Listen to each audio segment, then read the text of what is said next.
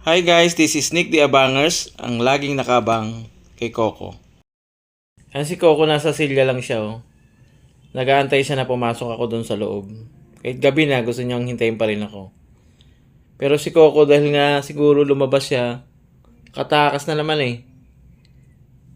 Yan, nabasa siya ng ulan. Siguro medyo tumatamlay. Kaya ganyan ang itsura oh, tingnan mo. Kaantay niya, ayan nakatulog na siya sa sa silya.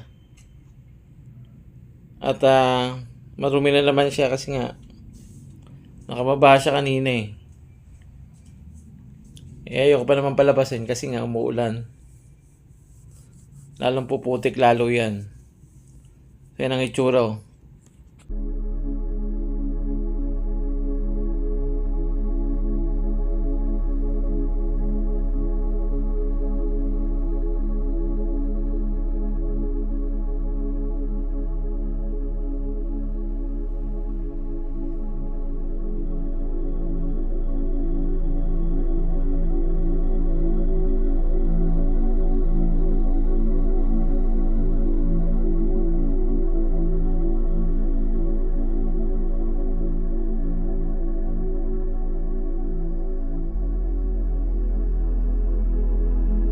Yan guys, so masama pa karamdam ni Coco.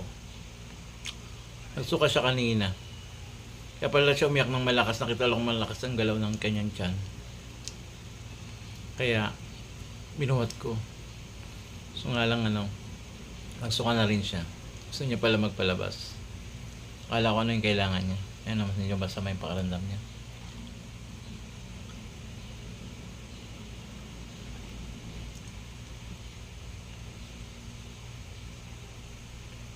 Tulog lang ko,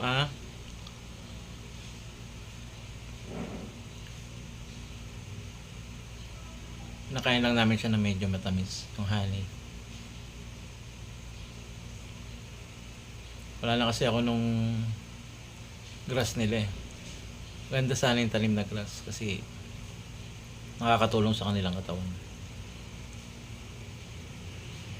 Galing kasi ito sa galaan kahapon tapos naulanan. Yan ang resulta oh. Basang-basa siya kahapon. Pumilit kasi lumabas kahapon. Nakasalis eh. Yan guys, kaya lang muna natin makatulog si Coco. Hindi tuloy siya nakaligo kasi kahapon nagliguan yung mga kittens at saka si Cupcake. Ngayon sana kanya nga lang. Ayan. Masama pa kanandam ni Coco.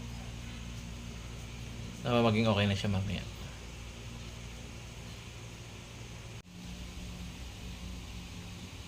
Guys, ayan na, bumaba na siya. Hindi siya nagkakain. Pero naman mamaya ay kumain siya.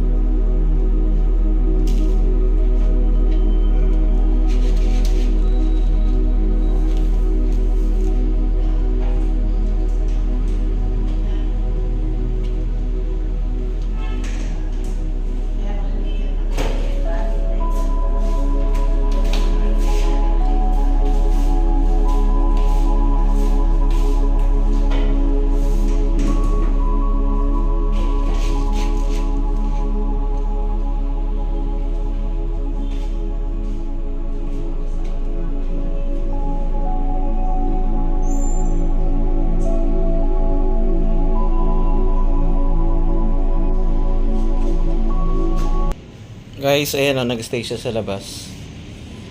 Salamat naman at si Coco ay masigla na ulit. Lilinga-linga hinahanap ang kanyang mami.